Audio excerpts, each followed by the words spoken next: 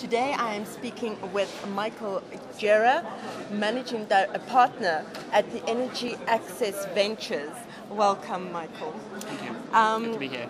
I want to start off with what your thoughts are on renewable energy being the solution to global access to affordable power. Well, Nicolette, we need to distinguish between on-grid and off-grid. When it comes to off-grid, we're talking about 70 to 80% of the population of sub-Saharan Africa. For off-grid communities, renewable is without any question the way forward. Distances are so extreme, which is the reason why these communities are not connected, that a renewable solution such as solar is the only realistic way forward. And happily the technology is now there. For on-grid communities, I think there is a very important and growing role for renewables. I fully expect to see something like a quarter of sub-Saharan Africa's generation capacity coming from renewables by, say, 2040. When looking at every type of renewable technology, what is the optimal system for marginalized communities? There are a number of different solutions that are already out there, and there are a number of really wonderful, dynamic, entrepreneurial companies who are leading the way. For some communities, for some households, the best solution is a solar lantern, an individual portable light. Market leaders in that space include companies such as D-Light, which has been extremely successful in Africa and other parts of the world. Moving up, households have the option of acquiring solar home systems to power a small television and some lights. And in addition, and this is really unlocking this market, they may include pay-as-you-go technology, so the systems can be paid for over a number of years. Leaders in this space include OffGrid Electric and Phoenix. One step further on, you have companies who create mini-grids, which connect several villages, sometimes several hundred villages. A company in this space which is making significant waves is called PowerHive. So we do have a really interesting market set up and some really excellent participants. And because we have that interesting market, we have a lot of innovation coming out. So the benefits that we are getting from the off-grid technologies, these are coming into play at the moment. Can you tell us a little bit more about that? Yes, there is a really interesting and long-term, highly significant side effect, if you like, of the new technology. The 70 to 80% of the population who have no power are somewhat forgotten. They're unbanked. Nobody knows anything about them. As you connect them to power via their solar home system, you're also connecting them to effectively the banking system by giving them an opportunity to pay on a monthly basis. So suddenly, from nowhere, millions of people have got credit scores.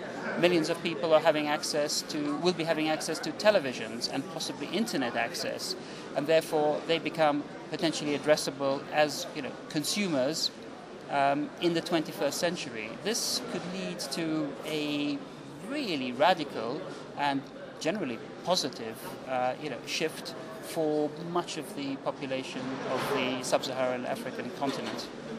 And these are the people that were previously seen as unbankable.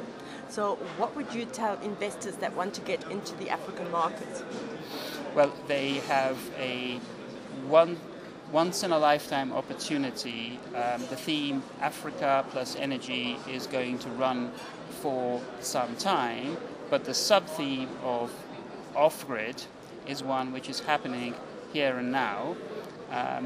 By its nature, it can move very quickly, and it is moving very quickly. It gives investors an opportunity to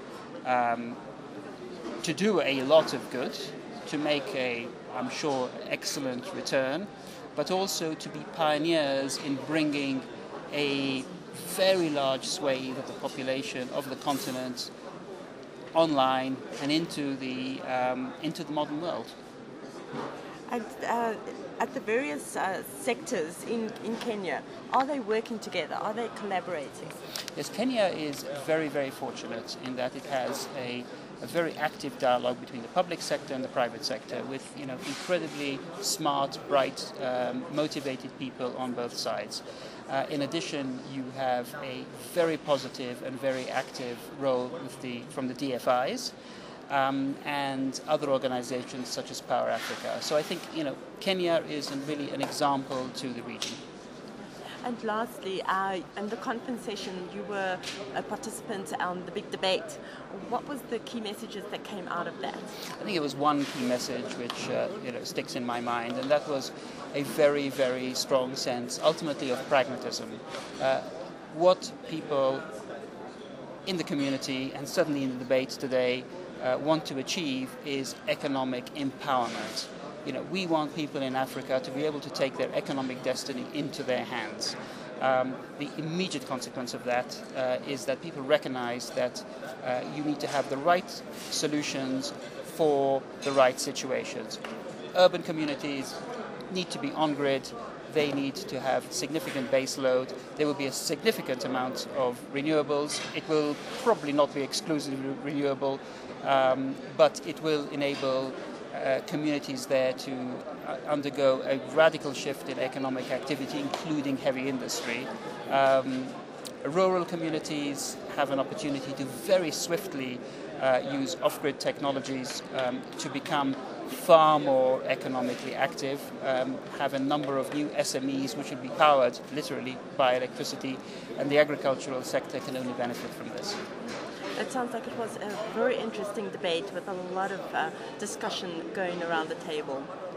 This is ESI Africa at the East Africa Power Convention, broadcasting from Nairobi. Thank you for watching.